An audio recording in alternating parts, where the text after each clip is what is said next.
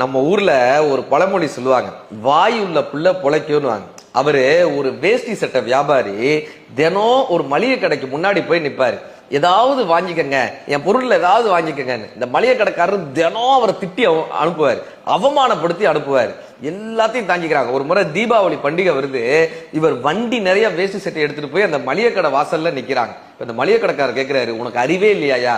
தினம் திட்டி அனுப்புறேனே, தினம் அவமானப்படுத்தி அனுப்புறேனே, மறுபடியும் ஏன் இங்க வந்து நிக்கிறேன்? அவர் என்ன தெரியுமா சொன்னாரு? வேஷ்டி சட்டை வாங்காரு. என்ன தெரியுமா சொன்னாரு? ஐயா, உங்க முகத்தை பார்த்தா ராசியான முகமா இருக்குங்க. உங்களுடைய முகத்தை பார்த்தா எனக்கு வியாபாரம் நல்லா நடக்குதுங்க. நீங்க வாங்கலைன்னா கூட பரவாயில்லங்க, சும்மா உங்களை பார்த்து பேசிட்டு போனா எனக்கு வியாபாரம் நல்லா நடக்குது. உங்களை பார்த்துட்டு போலான்னு வந்தேங்க, பெரியவங்களை சந்திச்சுட்டு போலான்றதுக்காக வந்தேங்கன்னு ஒரு அன்பான வார்த்தையை சொல்ல அவருடைய மனசு மாறிடுச்சு சார். இந்த மளிகை கடைக்காரர் என்ன பண்றாரு, தன்னுடைய கடையில வேலை பார்க்கிற அத்தனை பேருக்கும் இவர்கிட்ட இருந்தே வேஷ்டி சட்டை வாங்கி கொடுக்குறாரு. தன் சொந்தங்களுக்கெல்லாம் இவர்கிட்ட இருந்தே